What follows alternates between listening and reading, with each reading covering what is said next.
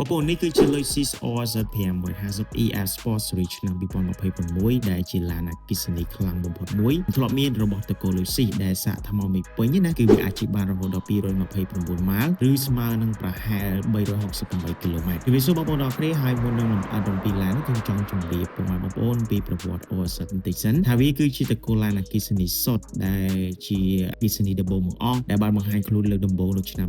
2023ដែលឡាយសម្រាប់ model ឆ្នាំ2026នេះវាគឺជាការបោះជំហានដ៏ធំមួយដែល Lexus បានផ្ដោតទៅលើការបញ្ចូលនៅ DNA បែប Sport ពិតៗតាមរយៈ model 550e នេះឯងដើម្បីប្រជែងជាមួយនឹងទីផ្សារឡានអគ្គិសនីល្បឿនលឿនផ្សេងៗទៀតនៅលើជុំវិញពិភពលោកឥឡូវយើងក៏លេខទៅមើលការ design ផ្នែកខាងក្រៅសម្រាប់ model App Sport ឆ្នាំ2026នេះ Lexus បានបន្ថែមភាពកាចអំណាចជាមួយនឹង body kit ថ្មីកង់ទំហំ20អ៊ីងពណ៌ខ្មៅរលើបរលោងនិង spoiler ក្រោយបែបមើលទៅមានភាពទាក់ទាញនិងមាន aerodynamic ខ្ពស់ហើយអ្វីដែលកាន់តែពិសេសបំផុតនោះគឺកម្លាំង RZ 550e នេះវាប្រើជាមួយនឹង motor Blue AWD ដែលផ្ដល់កម្លាំងសេះរហូតដល់300ពិសេសហើយវាអាចស្ទុះពី0ទៅ100គីឡូម៉ែត្រគឺវាចាយពេលត្រឹមតែ 4.1 វិនាទីតែប៉ុណ្ណោះមិនត្រឹមតែស្ទុះខ្លាំងនោះទេល្បឿនអតិបរមា top speed ហ្នឹងណារបស់វាក៏បានរហូតដល់180គីឡូម៉ែត្រក្នុង1ម៉ោងប៉ុន្តែអ្វីដែលសំខាន់ទៀតនោះគឺប្រព័ន្ធជើងក្រោមរបស់វាគឺមានលំនឹងល្អបំផុតបើទោះបីជាវាជាឡានប្រភេទ SUV ក៏ដោយហើយអ្វីដែលប្លែកបំផុតសម្រាប់ EV នេះគឺវាមាន mode ដែលយើងអាចប្រើជាមួយនឹង pedal shift នៅលើចង្កូតដើម្បីបញ្ជាលេខ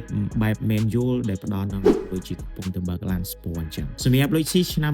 2026នេះវាបានបង្កើតទំហំអង្គុយដល់77គីឡូវ៉ាត់ម៉ោងការសាកភ្លើងក៏លឿនជាងមុនដែរដោយប្រើសារភេទ NACS ដែលអាចប្រើជាមួយនឹង Tesla Supercharger បានហើយសម្រាប់ការសាកមកល្បឿនលឿនពី10ទៅ80%វាប្រើពេលត្រឹមតែ30នាទីតែប៉ុណ្ណោះចូលមកដល់ខាងក្នុងវិញផលិតភាពគឺនៅតែជា DNA របស់ Lexus វាមានអេក្រង់ touch screen ធំរហូតដល់14អ៊ីងមាន speaker ចំនួន13គ្រាប់ជា brand Mark Levinson និងដំបូលកញ្ចក់ Dynamic Sky ដែលអាចដូរពីថ្លាទៅជាស្អាតបានត្រឹមតែមួយប្រភេទផ្នែកអញ្ចឹងសរុបសេចក្តីមកគឺ Lexus RZ 550e Air Sport 2026នេះគឺជារថយន្តបែបទំនើប Luxury និង High Performance ដែលមានតម្លៃចន្លោះពី